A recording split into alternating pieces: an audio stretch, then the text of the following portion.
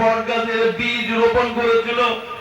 জাতীয়তাবাদী দলের ৪৭তম প্রতিষ্ঠা বার্ষিকীর আজকের এই দিন ত্রিশাল উপজেলার জন্য আহ্বান জানাচ্ছি যুব দলের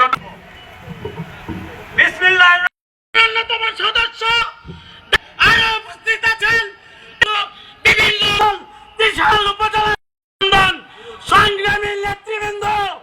আপনাদেরকে ডাক্তার মাহবুব রহমান।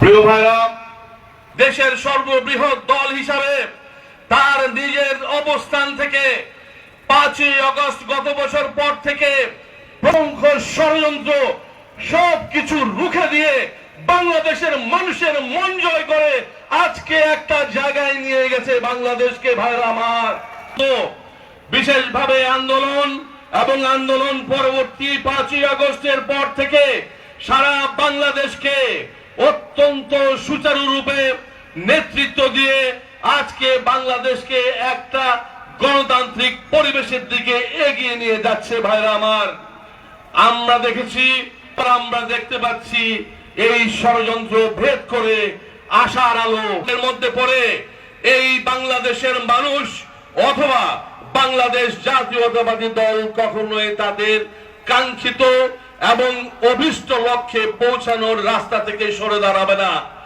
সেই জন্য আপনারা দেখেছেন ইতিমধ্যেই একটা পরিবর্তনের হাওয়া।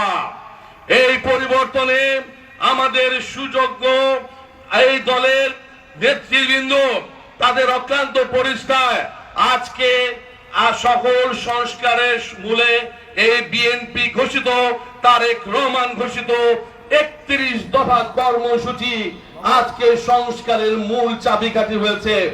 প্রিয় ভাইরা আমার, এইটাকে সামনে রেখে একইভাবে অত্যন্ত আশা ভরে সাধুবাদ জানায় এনসিপির আগামী ভবিষ্যতের নেতৃবৃন্দকে। তারা অবশেষে বাংলাদেশ জাতীয়তাবাদী দলের সাথে তাদের সংহতি প্রকাশ করেছে। ভাইরা আমার, শুধু আবহাওয়া খুব পরিষ্কার, ষড়যন্ত্রের কোন জায়গা কিন্তু ভাই আর থাকবে না।